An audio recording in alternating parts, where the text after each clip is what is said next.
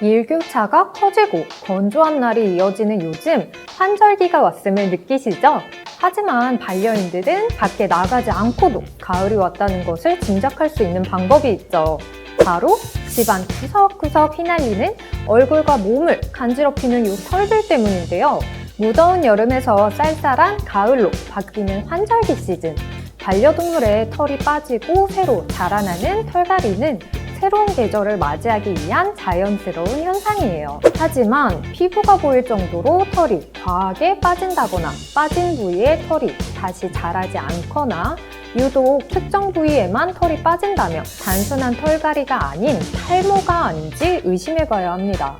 반려동물은 일반적으로 털로 뒤덮여 있어 탈모가 초기 단계에서 티가 잘 안 나기도 하고요. 털갈이와 혼동해서 치료 시기가 늦어지는 경우가 많은데요. 사람과 마찬가지로 반려동물도 눈에 보일 정도로 탈모가 진행된 상태라면 이미 치료 시기를 놓친 경우가 많아서 초기 발견과 예방이 대단히 중요합니다.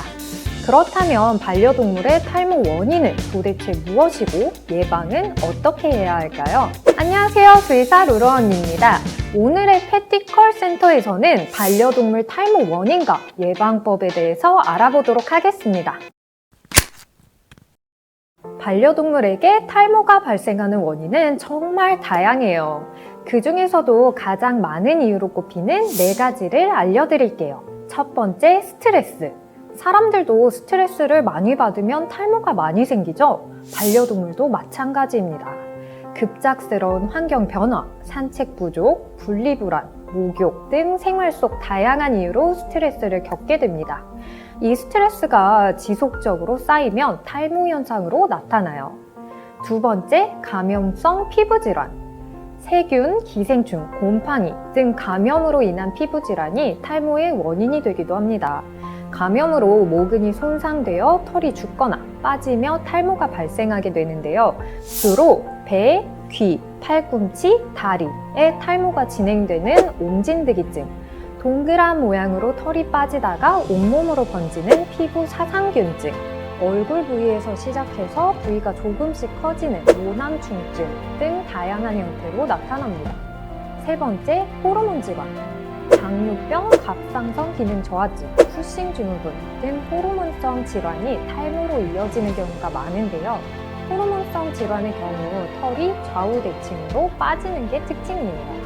호르몬 질환은 가려움증을 동반하지 않고 털 윤기가 사라지고 촉감이 매우 거칠어지는 그런 점이 특징입니다. 마지막은 미용이에요. 반려동물 미용 시 털을 너무 짧게 자르거나 털을 깎는 클리퍼에 대한 과민 반응으로 탈모가 발생하기도 합니다. 자극을 받은 모낭세포가 활동을 중단해버리는 휴식기에 들어가 털이 더 이상 자라지 않게 되는 거죠. 특히 포메라니안, 사모예드, 스피츠, 시베리안 허스키, 페키니즈 같은 견종은 모낭세포가 약한 견종들이라 미용 시 각별한 주의가 필요합니다. 그렇다면 반려동물의 소중한 털을 지키기 위해서는 어떻게 해야 할까요? 첫 번째, 주기적인 빗질. 반려동물에게 있어서 빗질은 필수적인 거 아시죠? 귀찮다고 빗질을 하지 않으면 죽은 털과 새로 나는 털이 엉켜서 공기가 제대로 통하지 않아 피부병이 생길 확률이 올라가요.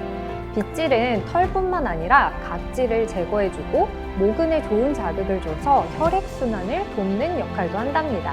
빗질을 할 때는 위에서 아래쪽 방향으로 이렇게 내려가는 방향으로 비켜줘야 되고 털이 쉽게 뭉치는 귀와 묵 옆 부분은 조금 더 신경 써서 빗질을 해주셔야 돼요. 두 번째, 피부 타입에 맞는 목욕과 관리. 피부 관리를 위해 매일 목욕을 시키면 좋을 것 같지만 오히려 독이 될 수 있다는 사실 알고 계셨나요? 피부가 건성일 경우 목욕을 자주 하게 되면 오히려 더 건조해지고 각질이 많이 생겨서 탈모가 더 심각해질 수가 있고요. 목욕을 할 땐 피부 타입에 맞는 탈모 전용 샴푸로 몸을 씻어주는 걸 추천합니다. 일반적으로 추천되는 목욕 주기는 7일에서 10일, 피부가 건조한 아이의 경우 2주 정도로 참고해주세요. 탈모는 씻는 순간부터 말리는 마지막 과정까지 케어가 중요합니다. 씻은 후에는 몸이 건조하지 않게 크림을 발라 촉촉한 피부를 유지할 수 있도록 마무리해주세요. 세 번째, 영양제 급여하기. 사람들도 피부를 위해 많이 챙겨 먹는 오메가3. 항염작용을 가진 오메가3는 염증을 예방하고 피부에 영양을 보급하는 데 효과적이라 필수로 챙겨주시는 게 좋아요. 그리고 반려동물 장에 유익균이 풍부해지면 피부 건강도 좋아지기 때문에 유산균도 꾸준하게 급여하시는 걸 추천드려요. 모든 영양제들은 효과와 적절한 복용량을 위해 반려동물 전용 제품으로 급여하셔야 하는 것을 절대 잊지 마세요. 반려동물의 탈모가 진행되었다는 건 단순히 털이 빠진다는 것이 아니에요. 스트레스, 질환, 잘못된 미용 등 여러 요인들이 반려동물을 점점 병들게 하고 있다는 뜻이죠. 반려동물의 탈모 관리는 보호자님들의 지속적인 관심과 사랑입니다.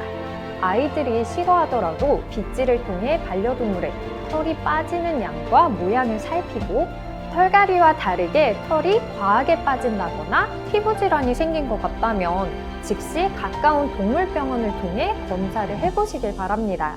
정확한 원인을 파악한 뒤 올바른 치료를 해야 2차 감염 없이 건강한 반려동물의 털을 지킬 수 있답니다. 털복숭이들의 털털한 생활을 응원하며 지금까지 패티컬 센터였습니다. 다음에도 루루 언니와 함께 더욱 알차고 궁금한 소식들로 찾아뵙겠습니다. 그럼 안녕!